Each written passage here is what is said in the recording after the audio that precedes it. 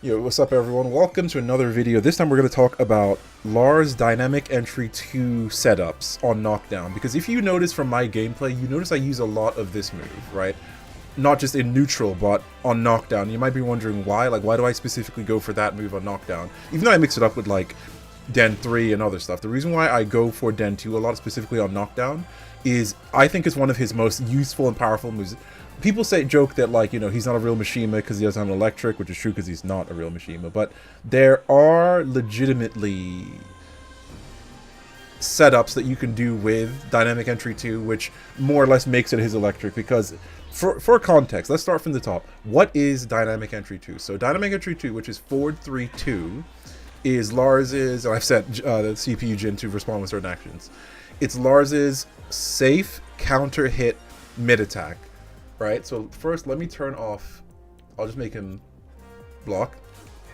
So as you can see, it's +7, right? Now if I do this after a down forward 3, do you see how it's -7? So +7 on hit, and it's -7 on block. So completely safe move. And on counter hit, which I always find very difficult to set up, there we go. It is a counter hit launcher. You see what I mean? So safe on block, plus on hit, counter hit setup. And at 17 frames startup from a stance, it's a little bit slow, but there are ways to bake it into your offense, and particularly after Knockdown, where I find it very useful.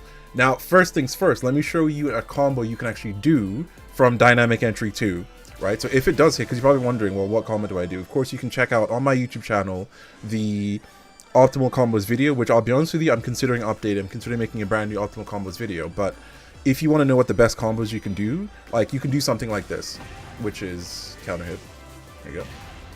4-3-2, forward 1-2-3, 1. Right, that's pretty good. Right, 79 damage.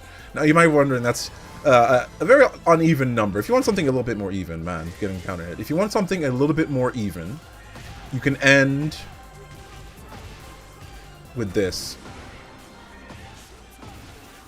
right, for a nice solid 80 plus damage, right, which is very, very powerful. So that is using the new, speaking of which, Den 2 on hit into the new flip, which, mind you, manually, that's up 4 3 plus 4 manually, but after Den 2, if you hold up 4, he also does the flip. See, so this is actually very powerful. Now this is a completely separate point, but in combos, doing Den 2 into up forward 4, or I guess it's even up 4, it doesn't have to be up forward 4, is actually some of his most optimal ender routes in this game. However, that's not what we're covering here. I just wanted to show you what is the optimal combo you can do with Den 2 on counter hit, and that's one of them. But there are many combos you can do. You can do any combo you want. It's a very powerful launcher, right? So that's like the first thing to do.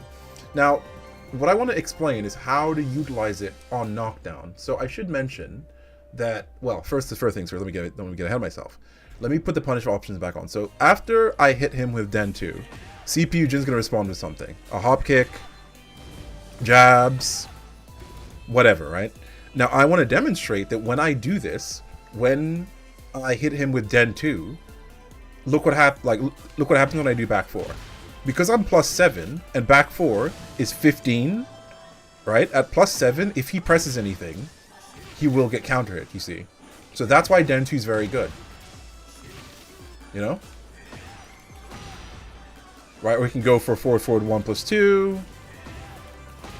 Right, whatever you want. The point is, at +7, you have multiple different options. You see what I mean? So this is actually one of his most powerful frame traps. So anything he mashes, just to show you once again, after he gets hit by that, he's mashing something, right? On hit, which is something people do a lot. They will mash on hit if they don't know. Right? But at +7, that will hit them, plain and simple. Right? He did hop kick that time, so he got floated by my forward 1 plus 2, but you get the idea. Right? So that's why Den 2 on hit is so important. The point is that on Knockdown, it gives you so many different options. I'm going to set CPU gen. I can keep that one, actually. Now, I'm going to set CPU gen to do a wake-up attack of some sort. Now, wake-up kicks, as we know in Tekken in general, are an option where if your opponent gets knocked down, they'll be able to do something as they are standing up, or waking up, as it's called. right? So I'm going to give one of the most common ones, which is a wake up mid kick. So I'm going to knock him down with back 3-4, and you'll see him do a wake up kick, right? Now he's far away when this happens. Now I'm just doing back 3-4, which is a normal standard knockdown move, usually used as a whiff punish of sorts. And he wakes up with mid kick, right? But if you notice, look what happens when I do 4-3-2. Right? I flipped him over. Right? Because he's trying to do the wake up kick, and as an attempt to do the wake up kick, the Den 2 is flipping him over. See? Like that. Which is also very good. And I should mention, this can be looped. Because if he tries to do it again, because look at this. If I hit him with it, oh my. If I hit him with the Den 2 ungrounded, well, depending on my time, I can counter hit him, but right? It says I'm plus 22, which means I can do another one. And if he tries to press again at plus 22, I'll counter hit him. Do you see what I mean? And look what happens when I do it for the low kick, which, to show you, back 3-4, he wakes up with a low kick, right?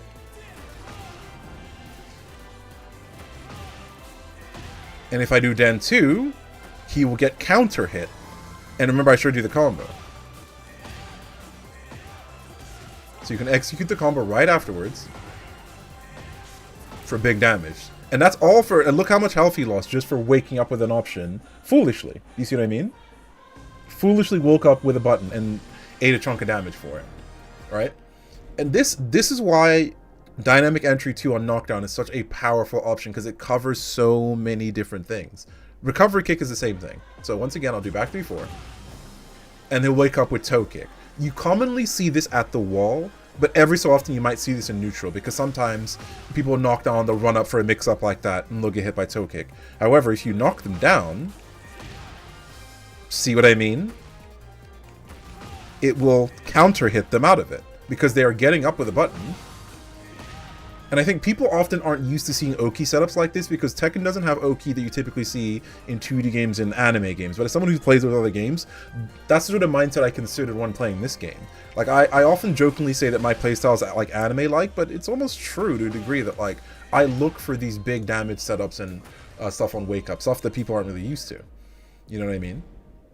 And finally, let's go to Spring Kick, which is the more common one in neutral. So people, especially if they're face up, feet towards, they will typically try to spring kick you. And Den 2 catches that too. Like that. In fact, it's actually very good because it floats them.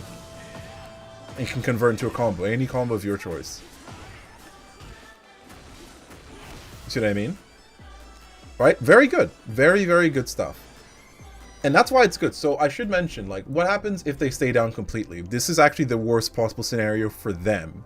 And I've actually explained to people in casuals. When I hit people with online, I can tell they're probably upset about it. In casuals, I've played people and I've explained to them, hey, you have to tech, otherwise you're going to die. Because look what happens if you stay down. If you don't tech, it will keep flipping you over until you die. And I've literally taken off half of people's lives just by doing that. And people don't know, and I tell them, like, if it's in person, like, obviously if it's tournament or if it's online, they're not going to know. But in person, I'll say, hey, you have to tech. I literally warn them, you have to tech, otherwise this will kill you. You know what I mean? So staying down against it, not a good idea. It will continue to hit you grounded until inevitably you die. Right? And let's just say in the middle of that, you decide to spam something, as I showed you earlier. Big mistake. Oh. As I showed you earlier, big mistake. Right? That's the point I'm trying to get across. So that's why Den 2 on Knockdown is so powerful. Right? Now, I should mention that while I'm doing back 3-4 as just a typical knockdown move, there are actually options to go into it after a combo. You might be wondering, well, okay, that's all fine and well, JST, but like, how does this work in a practical situation after a combo? Well, I'll show you. Let's do a standard combo, like an up forward 4 combo, right? What you want to do is end in Send 3. As you can see, Send 3 is perfect for a bunch of reasons. I'll do a shorter combo just to show you. It ends with the Send 3, which is a flip kick, right? And you are plus 19, right? And remember, plus 19 on their knockdown, and Sen is Sen. Den 2 is 17 frames startup. Man, I'm messing up my words. Let me start from the top. Arc Blast into Sen 3 plus 19. Den 2, 17 frame startup. If you do the math, of course, look what happens. Right? If they attempt to wake up with something, like let's say a low kick, right? They'll do a little low kick there. They'll get counter hit. You see what I mean? So in a practical situation where let's say you do a combo, what else, you know, and you often see me say it in matches like, I'm going to go for Oki. So I'll end in Sen 3. And if they woke up with something, the Den 2 will counter hit them like that. That's the sort of stuff I look for. You know what I mean? There are other examples of combos that you can do for it. So that's just one example. I'll do another one. Do one that ends in Sen 3. Like that. So that's another example of a combo you can do. And there's no end to the variations. The point is, as long as you set your opponent up in a situation where the move you hit them with knockdown leaves you an advantage. Because for example, if you do a move that pushes them far away, this setup doesn't work. For example, that. Sen 1 sends them so far away that the setup won't work. And I'll hopefully demonstrate that now.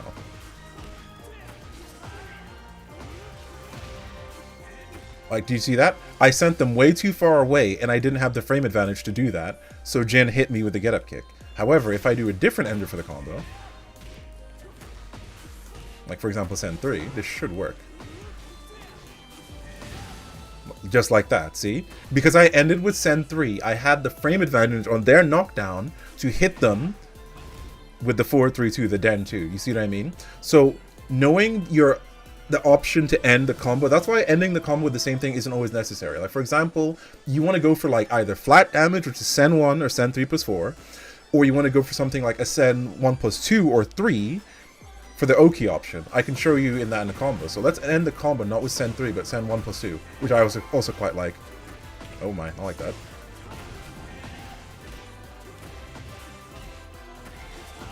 So end with Sen 1 plus 2. Right, which also leaves me an advantage. I think if I do that version of the combo, it will always flip them over. There we go. Yeah, like that. So, depending on your combo route, the frame advantage might not be as much, and Sen 1 plus 2 is not the best option for frame advantage. That's why Sen 3 is the better option for frame advantage. Do you see what I mean? So 1 plus 2 is a tornado. And also, the thing is, I will add as a word of caution, well, what about Sen 3 plus 4? Well, the game tells you that it's plus 22, but I found from experience that the Oki for Sen 3 plus 4 isn't really real. If you do it in training mode, yeah, I mean, they'll get counter hit by it, but I found from experience that Sen 3 in a real match gives you way better Oki. Right? Because if all they do is a regular get-up kick, then sure. But I found that Sen 3 plus 4 doesn't quite give you the same Oki, but that's something I can't really demonstrate in training mode, unfortunately. Now, one thing I'll do now is I'll set shuffle. So I will now knock them down multiple times. And I've shuffled what they do on get up, and I'll show you the viability of Den 2 as an option. So now I'm just going to knock them down and go for Den 2. Now, so I'm glad they did that one, because that's actually the one to show you. So this is, I think, back quick roll or quick recovery, one of the two. So let's show this one real quick. No, it's not. It's quick recovery, I think. I think this is the one where they immediately hit the ground. Now this one's a little trickier. If somebody does this one, which is a good option to beat it, then sure, your options are a little bit more limited. However, I will still mention it doesn't mean it's impossible to stop, because with the right timing, you can still float them out of it. If you suspect they're going to do it, if you time it right, but it's much harder, I will say. Yeah, it's much harder, but if I can get it, there we go. If you still suspect it, you can delay your timing ever so slightly and still float them. I should mention that it's actually possible to do it with Den 1 a bit easier, if on reaction. There you go, like that. So if you think they're going to do that quick get up attack, you can actually react to it with Den 1. But also difficult, but if I can react to it, well, you get the idea. But the point is that this is the harder wake-up option to deal with, but it can still be dealt with Den 2. You know what I mean? Right? So, that's good. But let's go back to Shuffle just to continue our little experiment. Okay, they did the one again.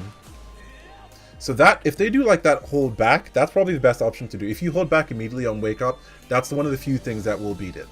The Den 2 setup. So I'm gonna say it's not like infallible, right? Notice if they do side roll, right, they'll just block it. Right, back roll.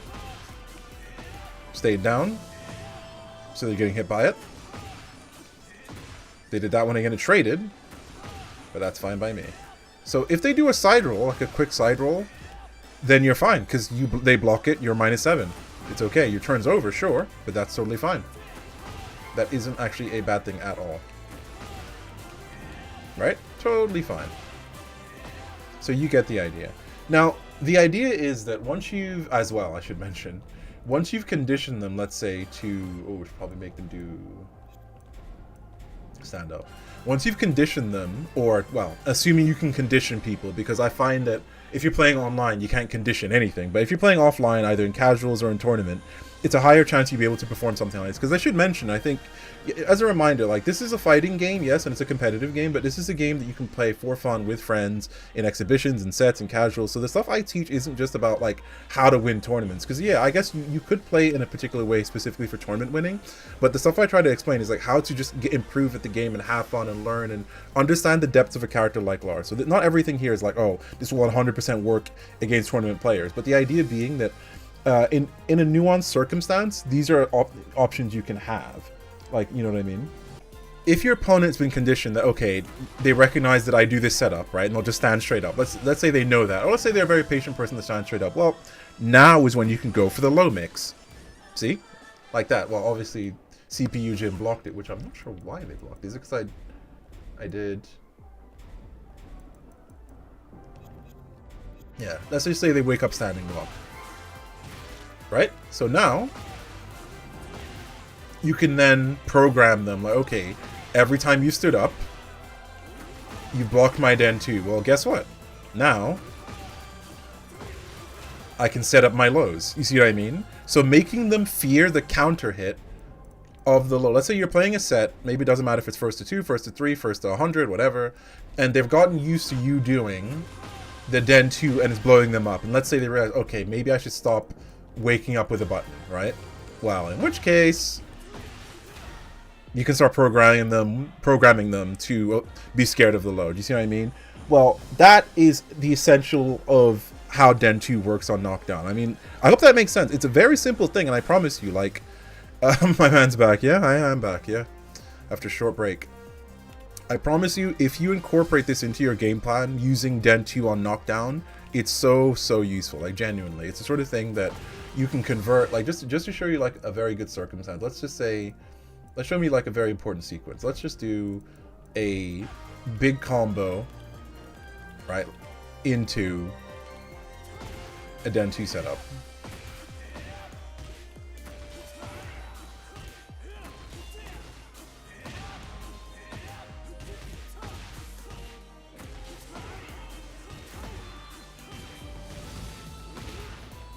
Right? That whole thing, this person basically nearly died off of one decision. And depending on the circumstance, I would have been deaf. See what I mean? So that was just a scenario. And this is on a bigger map, but imagine this is a smaller map. This is just a tiny scenario where I did a combo, just a basic combo. I ended with Sen 3. I went into Den 2 on their knockdown. I hit them with a counter hit, and then I got an additional combo. For free, right? So please, please, please incorporate Den 2 into your game plan, and it will change so much. So I hope you found that useful. Thanks for watching.